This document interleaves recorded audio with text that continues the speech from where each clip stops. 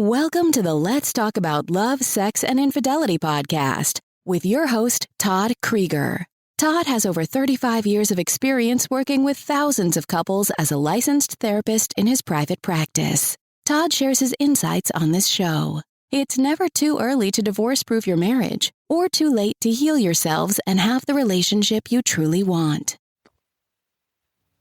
Hi, everybody. This is Todd Creager, and today the subject matter, I call it the Civil War of Betrayal. I have people come in that have been betrayed, and they ask, am I going crazy? Why am I want to leave this man, and yet I am so in love with this man? Or it could be, I love this woman, but I want to run away from this woman if it was a woman that cheated. And they feel like, what's wrong with me? Am I going crazy? And you're not. Because the betrayal creates what I could call an internal civil war between the part that loves the partner and the part that wants to run. To keep it simple, because there might be other parts there too, okay? Now, in the person who betrayed, there's also this inner civil war conflict. I want to be there for my partner in his or her pain, but I want to run from the pain. I feel such a shame. I just want my partner to get over it. Okay, so we have these parts, and it does create this kind of civil war of betrayal inside of ourselves. So I want to introduce to you an orientation that I use called Internal Family Systems, IFS, that I actually use with EMDR, eye movement desensitization and reprocessing, that working together can be a very powerful way of not only understanding what's going on, but helping to treat and heal the traumatized people and parts of those people so they can live and thrive together as individuals and as a couple, if they so choose to do that. So I want to introduce you, there are protective parts of us, which we can call the managers. There's another kind I'll get to in a minute. But if you're betrayed, the manager is the one who wants to investigate every text, who's wanting to make sure that they know everything that's going on. And the reason for that is because they want to know, but also they're protecting themselves from the exiles. The exiles is a term IFS uses. It's the wounded child, let's say the wounded child that feels abandoned. That when you have discovered that your partner that you trusted and you've invested into for many years maybe, has betrayed you like this, it leads to a deep wound of abandonment. And if you've had abandonment in your past, and many of us have in one way or another, it can trigger those earlier triggers of being abandoned as well. So there's the exiles, and it's so much that the manager part there is wanting to check on all that. Also, when I just talked about the part that wants to keep things together, that wants the family to be intact, that wants the relationship to be together and to resume it like it was before they found out this difficult truth. Now, there's also another protective part. So there's the exile, the wounded child. There's the manager, which is a protective part.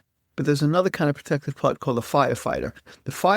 The manager keeps the wound at bay, but the firefighter, when the wound's coming up and it's like it's already happening, you try to basically extinguish the fire by doing something.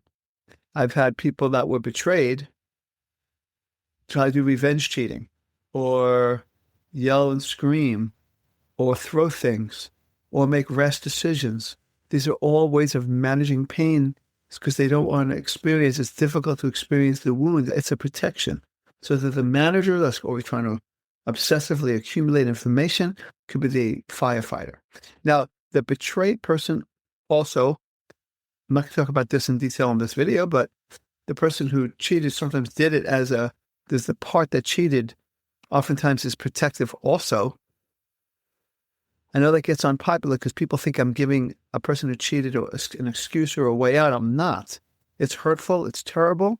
But the part that cheated it's a part. It's not all of that person.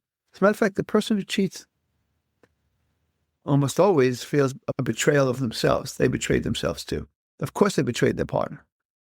And they did that because they were a firefighter that was dealing with some emerging things. For example, I have one couple where they came to me, and in this case, she cheated on him, called them Lucille and John. Lucille cheated on John. John was irate at her. He couldn't believe it. He was in shock. How could you do this to us? Of course.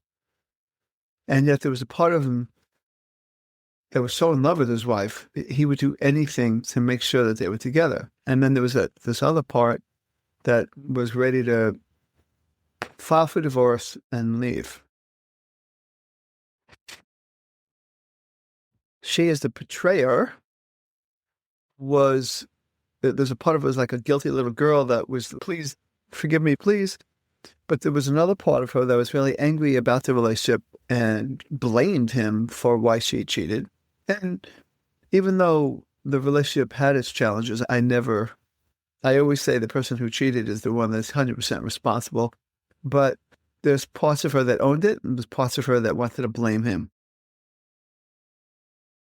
And so they were blaming, and they were reacting, and one moment they're going to just forget about what happened and go on vacation and go on like normal.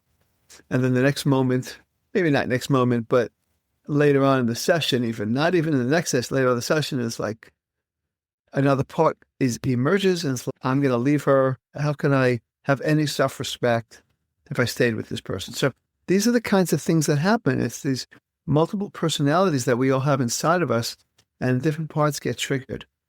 And my job is to help them develop some curiosity and compassion for all the parts as well as each other. It's very doable because we all have what we call the self. That's another word that IFS uses. They got the wounded or exile part. They have the protective parts that are the managers or firefighters. But we also have a self. It's not a part. It's the essence of who we really are. The part of us that has the capacity to have, there's a lot of C words here, compassion and courage and clarity and connectedness, calmness, curiosity. And so that's what we want to do. So Lucy, again, I'm making this up, but there's a real couple, but I'm making up the word names, not the situation. But Lucy and John were doing a lot of blaming and vacillating, and from one session to the next, for sure, I didn't know what I was going to get. But we started to work with this IFS and ultimately EMDR to help process memories. And what happened was that John started to recognize that and get curious about the part of Lucy that betrayed him and her by cheating. What part of you did that? What was that all about? And he began getting better and better at being curious. Now, there were these other parts that didn't want him to be curious, wanted to get angry at her, get revenge, and we welcomed all the parts and appreciated all those parts. They all had good intent, even though if you come from a reactive part or a younger part, it doesn't have a good outcome. But the parts have good intent. But what we want is the self to self-lead, the part that has that compassion and the curiosity and the connectedness and the clarity and the calmness, and can look and see, wow, instead of just blaming you for what you did, I'm curious about that part of you. And Lucy had to be curious about her own parts that did that. Likewise, John had to be curious about his own parts. What is about me?